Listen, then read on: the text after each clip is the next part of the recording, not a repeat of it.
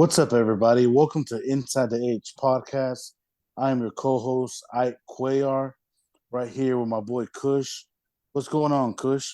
What's up, man? How's it going? A good Friday night. How's your work week, man? It was a little bit rough, man, but right when I clocked out, the only thing I was thinking about was a cold Miller Lite and knocking out this podcast, man. So I'm ready to wreck shop on here. Yeah, we got a lot of interesting stuff to talk about as far as the Houston Texans go, and a little some Rocket stuff too. Some developments with the Houston Rockets. So I'm gonna let you start off with that. Okay, so let's get right into the Houston Rockets. And oh man, this is a tough one for me, man, because we officially have, in a way, hit rock bottom. We are on our 12th game losing streak, and right now it's not looking good for us. You know, we just lost to the Charlotte Hornets. They're one of the worst teams in the league, but with with all that being said, we're gonna stay positive, man, because this is what we do on this podcast. Even when everything is down, when our teams are losing, we just stay positive. You got to always look at the bright side and go from there. So we're going to talk about Alperen Sengun and how well he has been playing for the Houston Rockets. He's really come out and just showing out, balling out, um, and pretty much all the games, recently here. He's really showing that when the offense is just ran through him, he can make things happen while at the same time making his teammates better. And I really feel like, this improvement of his has just got everybody on the team better, man. From everybody from KJ Martin, Jalen Green, even sometimes KPJ. KPJ is hurt right now.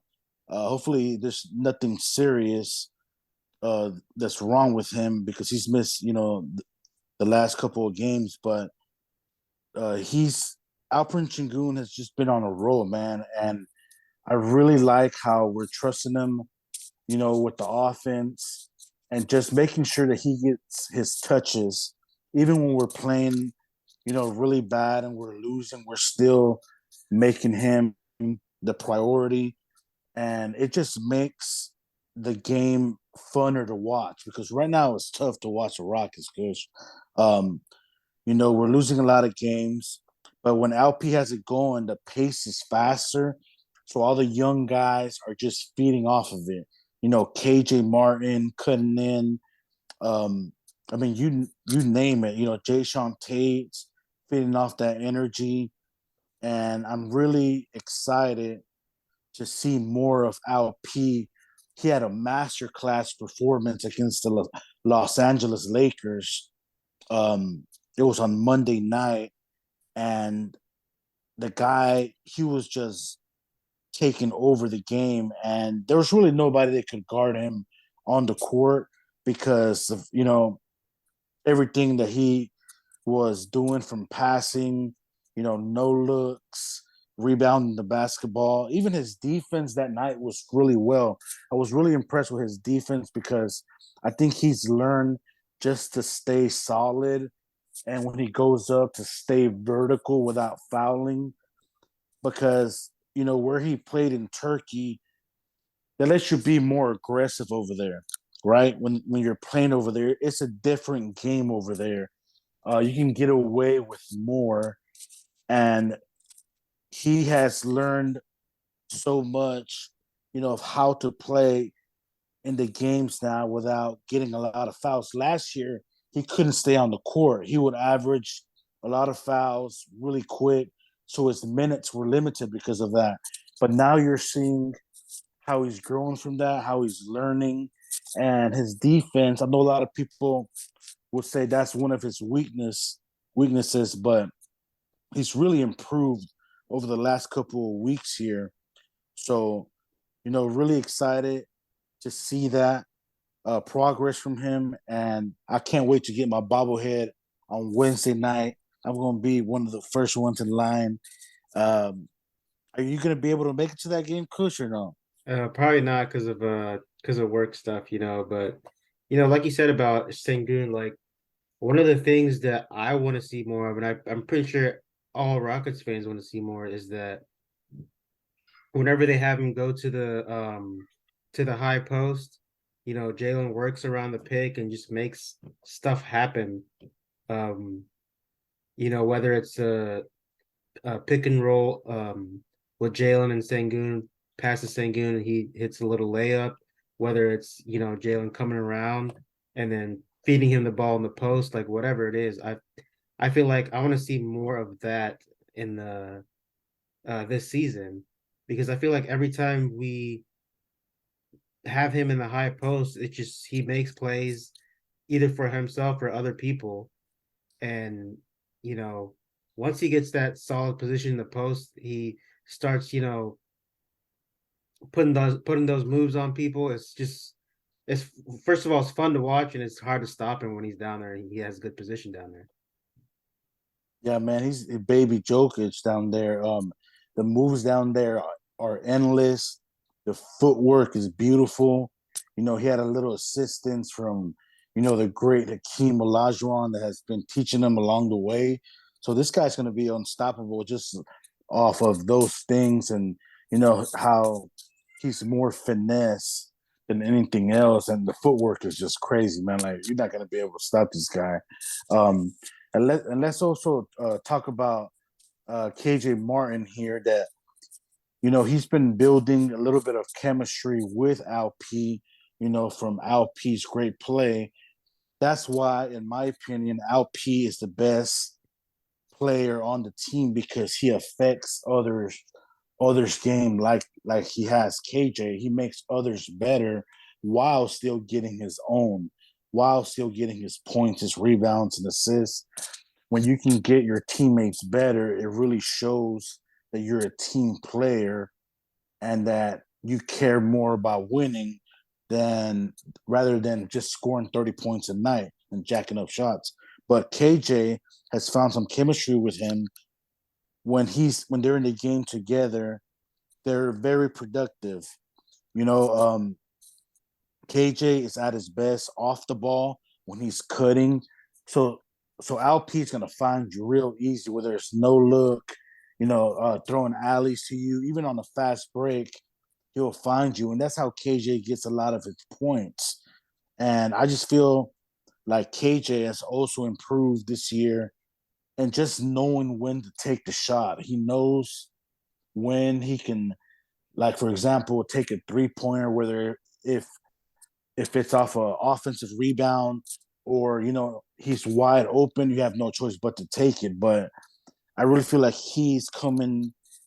He's shown a lot of progress as well, and this is a guy that you want to keep here for this rebuild, KJ Martin, because he can show the others like, hey man, you don't always have to go and do stuff that is not who you are. Like you just have to play your game.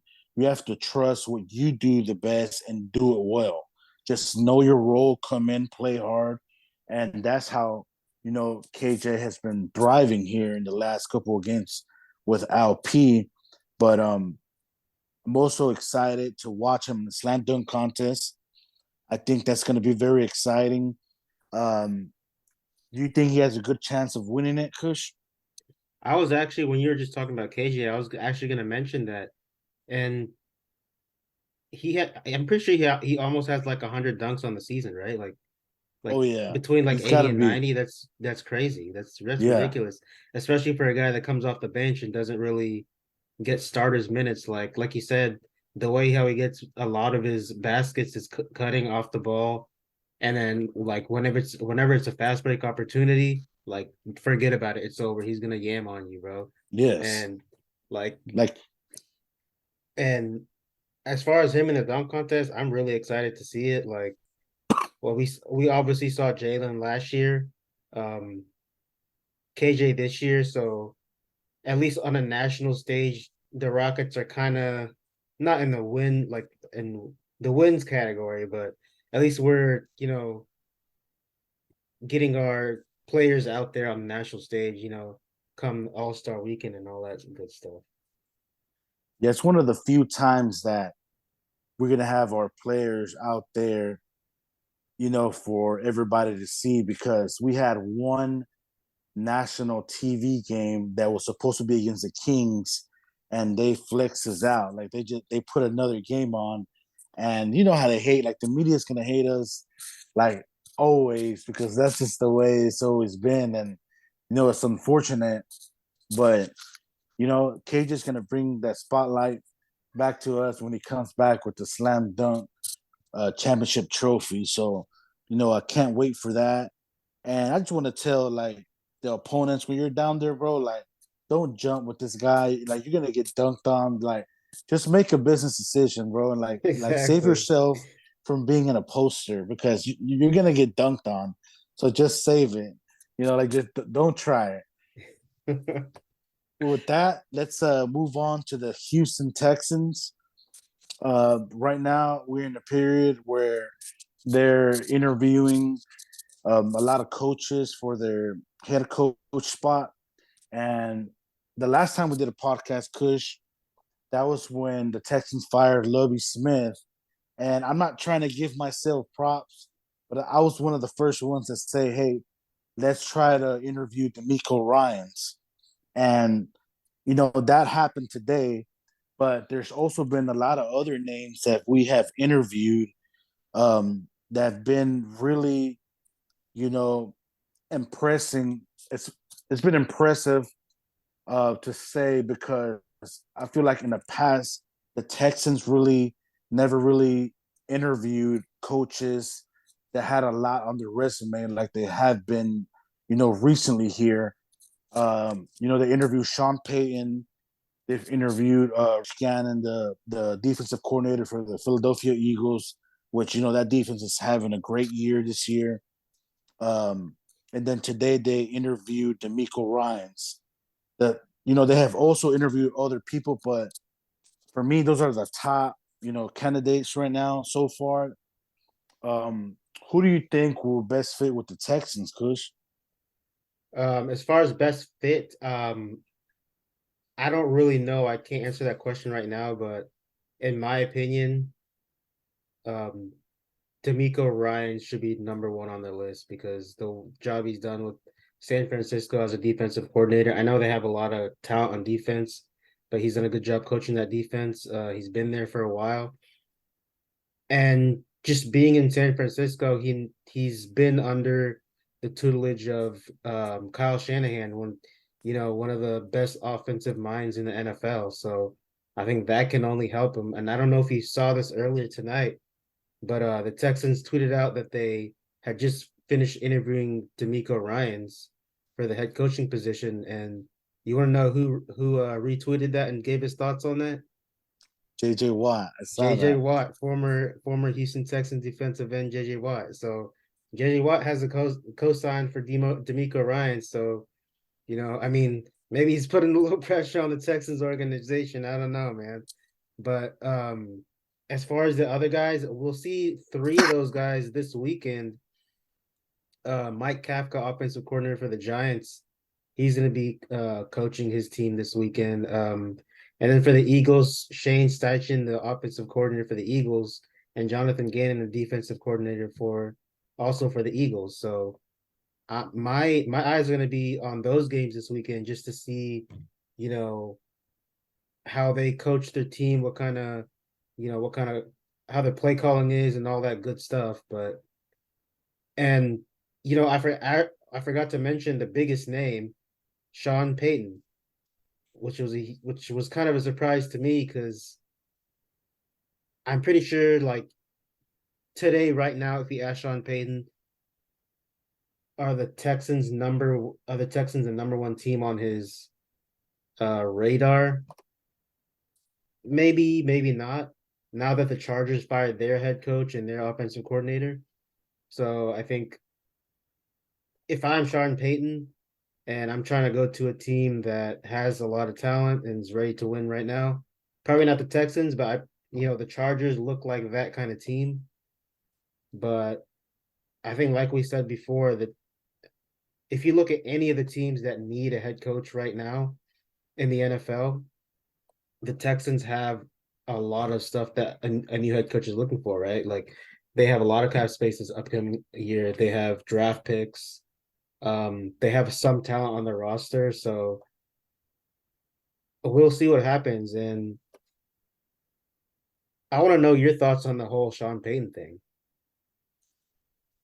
Yeah, I'm glad you asked me that. You know, from what I heard, there was real interest from both sides where, we like how, the interview went and he liked our front office and etc. And everything was trending, to where we're thinking like, man, this can really happen. And honestly, that's who I want the most. In my opinion, I would want Sean Payton because of his resume. He has a Super Bowl title in his resume, and he took the Saints from nothing to the champions, man. So that means a lot. But I believe the Saints they had an asking price of 2 first round picks that we had to give them to sign or to get Sean Payton.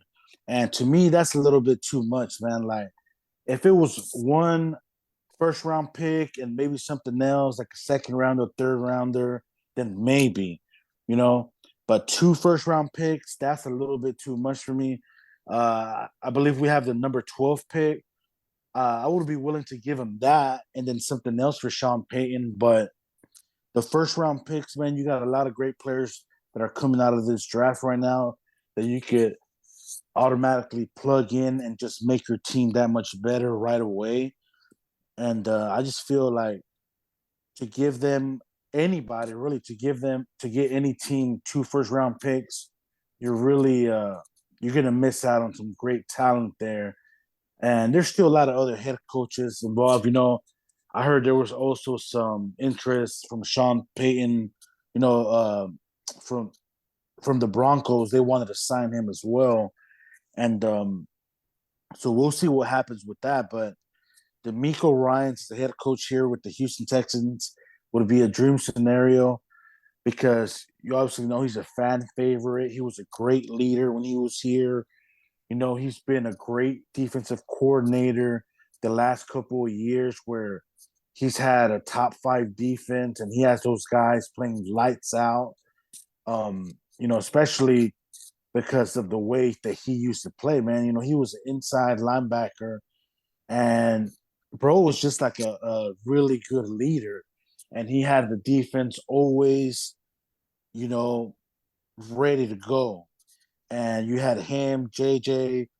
At the time, our secondary wasn't that good when he was here, but we were able to get away with that because of how good our defensive line and our linebackers were when he was here. So that would be, you know, such a exciting move to make. And I want to say this too about the Texans. I really like how they're mentioning and they're also putting like on social media everybody they interviewed. They show their resume. They're letting everybody know like this is who they are. This is how long they've been in the league. And to me, it's a great sign, man. Like it shows they care. It shows that they want to connect with the fans. They want to let us know, like, hey, we've been sorry the last couple of years, but hey, look, we're trying to improve this franchise. And I really like that, man. I really like that they're putting that out there.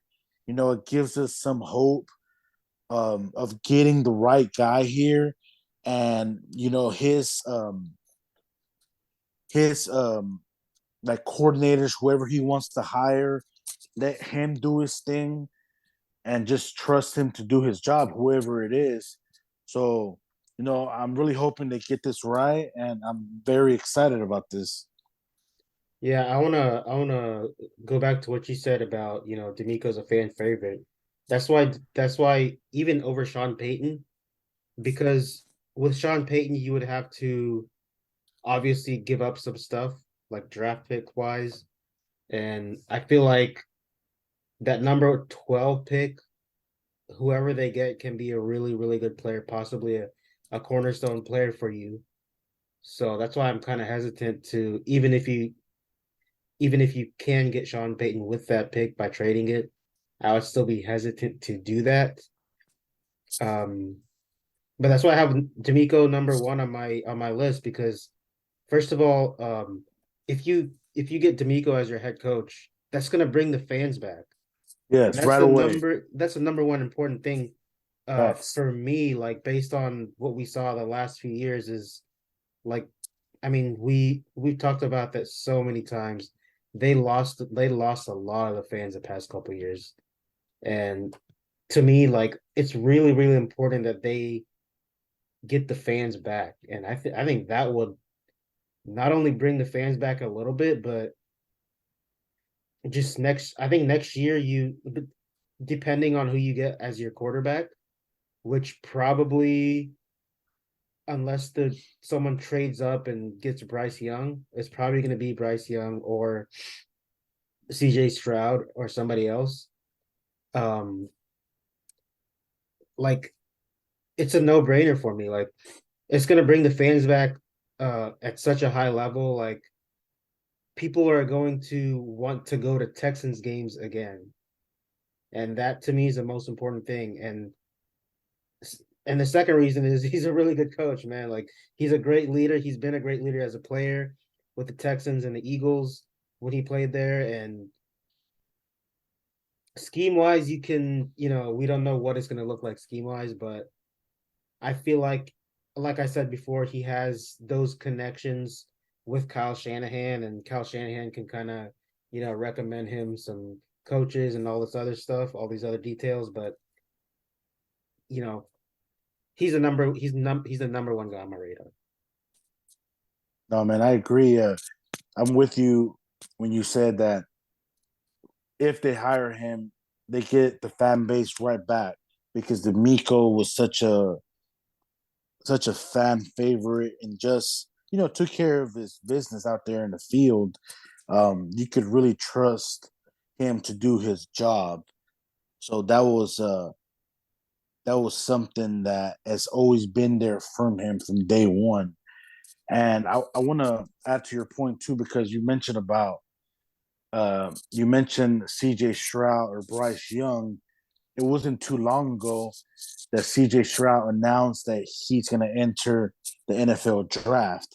And when I saw that tweet, bro, I was like, thank you God for this because now we don't have to give up extra picks or assets to get a quarterback because people will say people's argument is, well, you have pick number two, you're still fine. That's not true because somebody could trade with the number one pick, right? They could trade for that pick and draft Bryce Young. And if CJ Stroud stayed at Ohio State, guess what? You're screwed now. I mean, there's other quarterbacks, but that's not who we're looking at. And to be honest, I know this is unpopular opinion what I'm about to say, but honestly, I like CJ Stroud better than Bryce Young because he's a bigger quarterback. He's obviously a mobile quarterback when he can, you know, rush and when the play breaks down, he can make things happen and still, get the ball downfield. But if you look at the game where they played Georgia, the guy was making some unbelievable throws, man, and they really should have beat Georgia. But Georgia was the national champions. They came back and beat them.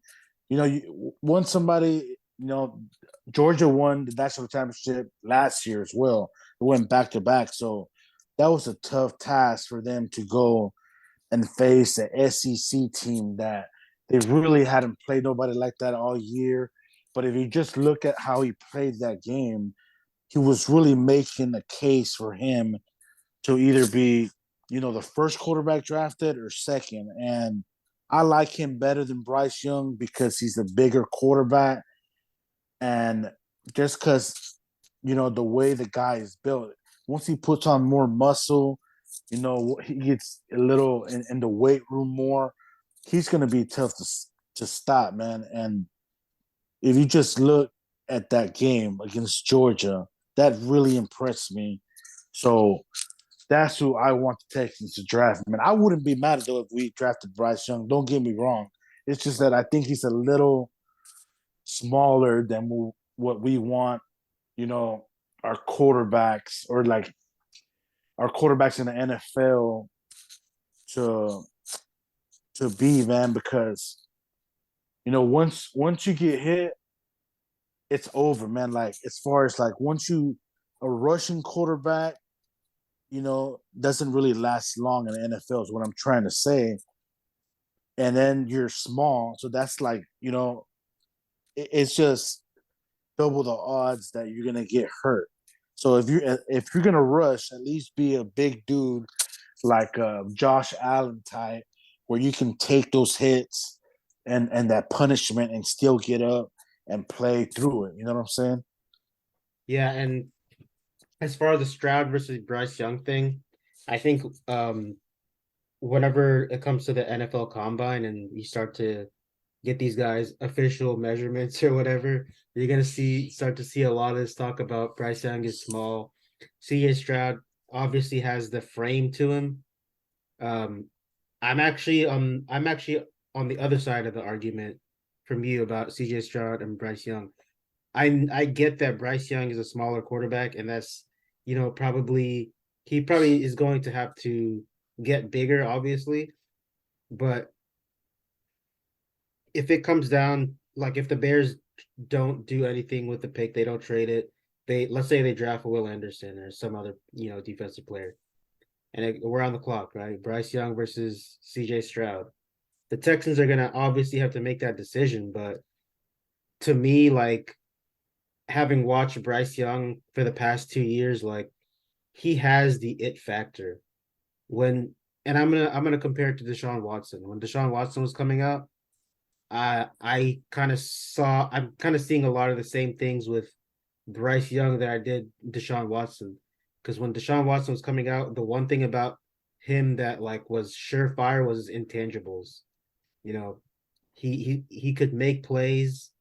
Um, Obviously, you have to have a very strong mind to play the quarterback position. I think Bryce Young has shown that in college. Like, I know he's had a lot of talent at Alabama, but the one thing about Bryce Young, I'll say, is his last game against Kansas State, he was making crazy, ridiculous throws, like tight window throws.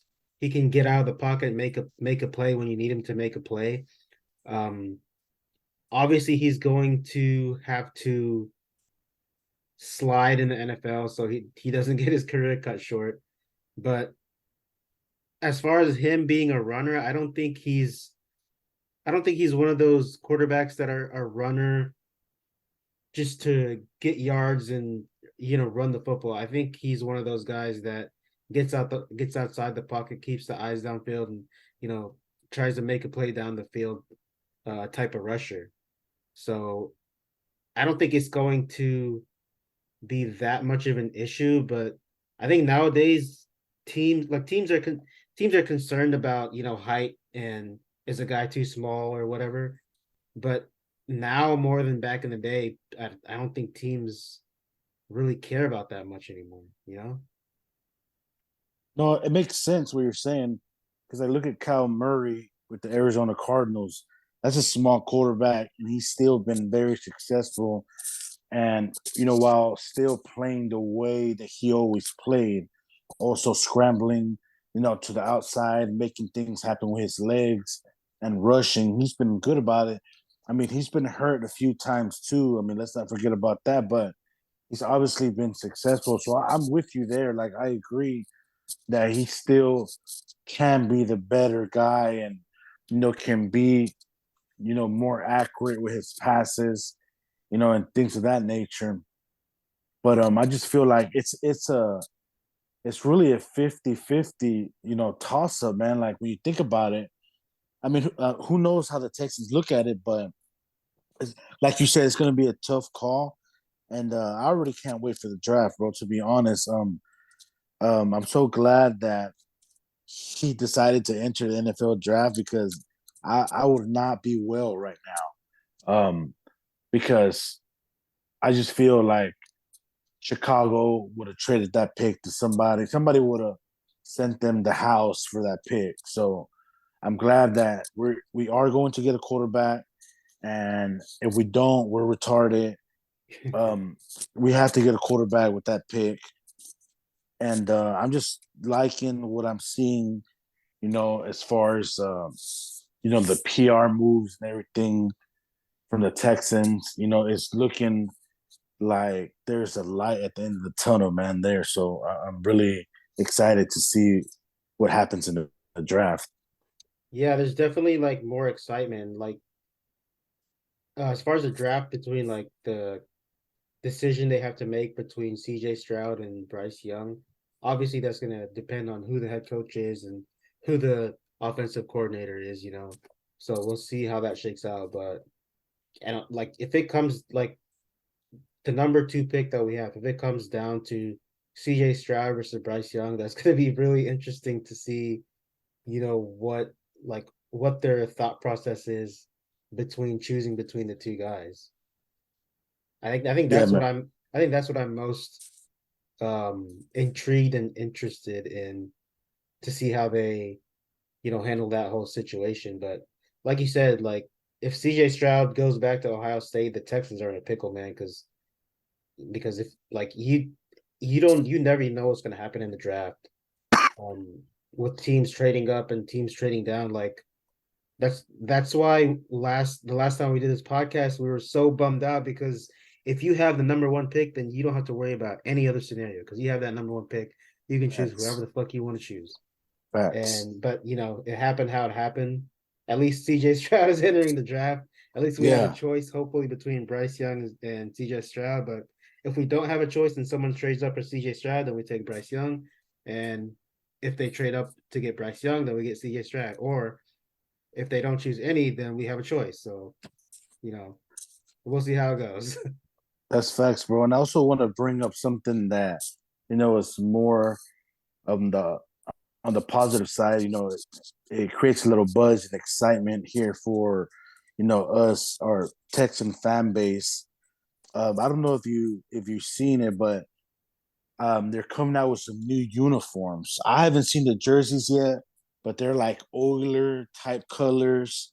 And from the looks that one of the guys from Sports Radio 610 had um, in his box, it just looks dope as hell, man. Like that sweatshirt they were wearing that says H Town. It was kind of like that baby blue that the Oilers have. So I'm really curious and I'm excited to see what that logo and the colors look like because if it's anything close to that, I'm buying like three jerseys, jackets, everything. I got my Lids membership ready. I'm good. Like I'm ready to buy some gear, especially now when we're gonna get a quarterback. And I just feel, and I want to say this too, like with the 12th pick, you should try to go get like a defensive lineman, man. Get somebody out there that can go get the quarterback. Get the quarterback and get the guy that can go get the quarterback. Those to me, those are the two most important positions in football because when you think about the quarterback, obviously is the leader of the team that's gonna take you, you know, that's gonna take you to the playoffs and run the offense. He's the leader of your football team. But when you look at, your defensive linemen, the ones who just get after the quarterback, they get the sacks. The sacks during a football game create so much excitement and they can change a game around so quickly, right? You go from second and 10 to now it's third and like 16. So now for the chances are you're gonna get the football back. You know, they're gonna punt it back to you and you're gonna get the football back. So that's why I feel like those two positions are the most important in football, and I think that we should go after a defensive lineman. But I just can't wait. Uh, I just can't wait to see, those players added to our team because whenever the Texans suck, man, I'm not gonna lie, like it's depressing, Kush. Like I be getting pissed off when I see all these fucking Cowboy fans out here celebrating. I ain't gonna lie, some of them are like they're our friends, right? We have a lot of Cowboy We friends. do, we You know, do. they're Cowboy fans and they're celebrating, and you're happy for them or whatever. But inside, you're like, man, fuck y'all. Like we don't mess with y'all like that. You know what I'm saying? But it's all fun and games, man. Like I don't really take it too personal like that, but I don't want to see the fucking Cowboy fans celebrating. I'm like I'm just bitter like that, bro. What do you think? Yeah, yeah, the Cowboys play tomorrow. We got some Cowboy fan friends. So look, I'm gonna keep my mouth shut because whenever I say something, yeah, everybody knows what happens, you know. Um, the Kush curse will not be in effect tomorrow because I don't want all my Cowboy fans getting mad at me if they lose. You know what I mean? So, No, bro, you know, say it. You need to say it out there, bro, because they've been talking mad shit. You know what I'm saying? Nah, like I'm I just said, playing. I'm gonna keep my mouth shut on that one, man. I'm gonna leave it Nah, alone. But I just playing, man. I got love for y'all because I got a lot of family that are Cowboy fans too. So they're gonna get it too around the holidays. Just wait. But but hey, but yeah, man. I want to say one last thing before we get out of here. Astros Fan Fest tomorrow, 11 to 4. Oh, facts. Me and Ike might be out there. We don't know. You know, IDK, we might be out there. So if we are out there, we might see you guys out there. Whoever comes out, say what's up to us. You know what I mean? Um, yeah, man. So we're really excited to see the Astros again, be in Minute Maid Park again Yes, sir. after we won that World Series championship. So, Ike, I'm gonna let you take it away, man. Yeah, man. We get to celebrate a winner tomorrow, bro. Your World Series champions, Houston Astros. I will say again and again, man, that shit sounds good to say, man. And I hope they're selling some El Tiempo margaritas, Kush. We're gonna have to hop on one. You know what I'm saying? Just don't do three, bro. Don't do three tomorrow. You know what I'm saying? But yeah, man. With that, we're gonna end the podcast, man. Appreciate y'all listening. Make sure y'all follow us at Inside the H Pod at Twitter. Make sure you follow me at Ike Cuellar on Twitter. And Kush, you want to tell them where they can find you? You guys can find me on Twitter at Christopher Paul, KUSHTOPHERPAUL. Also, you guys can check us out on YouTube. Uh, just search Inside the H Pod, and we're gonna end it right here, man. We'll see you guys next week. Already.